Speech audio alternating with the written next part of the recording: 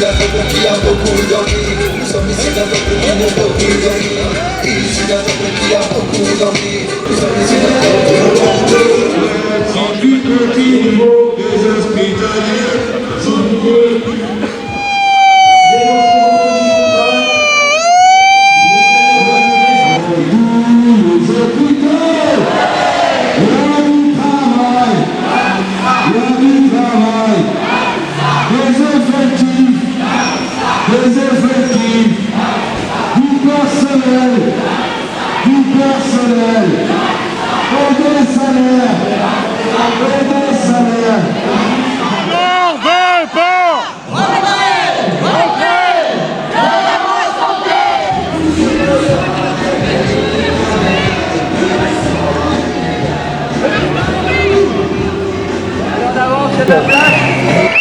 Allez, maintenant venez au micro faire des prises de parole.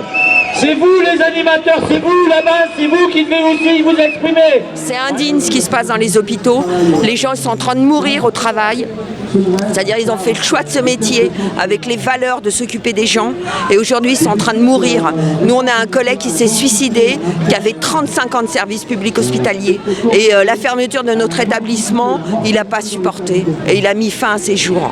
Le soin à l'hôpital, c'est le soin auprès du patient, c'est effectivement le médecin et c'est aussi l'infirmière, l'aide-soignant, l'agent et les médico-techniques autour, quoi, parce que ça c'est un travail d'équipe. Et ce collectif, de fait d'individualiser le lean management, fait qu'on individualise la tâche et on isole les agents et les agents se retrouvent confrontés à des situations de souffrance plus exacerbées. On a les mains dans le cambouis, on a les mains dans la mer, au sens propre comme au sens figuré, mais c'est comme ça. Voilà, donc une aide-soignante, 1 380 € par mois, elle est payée, une infirmière 1 600. Après 3 ans d'études, la responsabilité des patients qu'on a au bout de notre seringue. Donc si on fait une erreur et qu'on tue quelqu'un, on en prend pour perpète. Mais voilà, on est du petit personnel. On va y aller. Ras-le-bol. Restriction de budget, restriction de personnel. Alors on se retrouve avec des patients qui sont lourds en prise en charge. Alors 2 soignants pour 24 patients à s'occuper de A à Z, une infirmière pour 2 étages, voire plus. C'est insurmontable. Et là, moi, ça fait 2 mois et demi que j'ai pas eu de repos. Donc en fin de compte, bah oui, on arrive au travail, on est en 12 heures. Donc ce qui fait que les 35 heures, on les dépasse largement. Et c'est épuisant. J'aime mon métier pour l'instant j'ai réussi à trouver de l'épanouissement dans ce que je fais, donc c'est pour ça que plus les conditions se dégradent, plus ça joue là-dessus et c'est ce qu'on ne veut pas.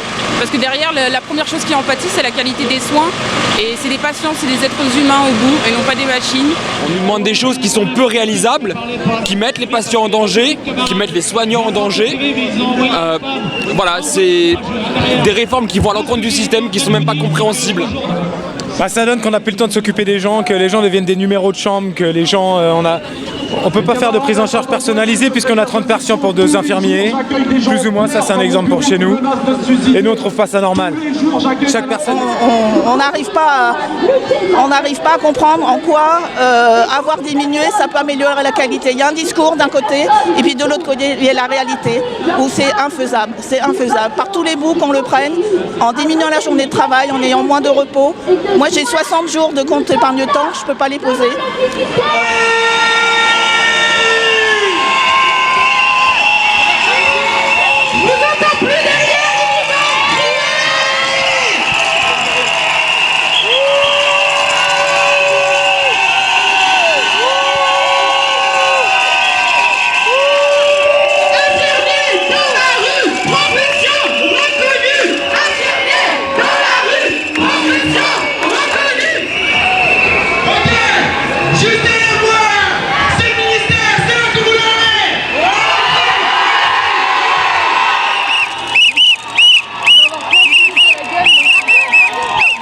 Parce qu'on est en colère, ils veulent fermer notre école.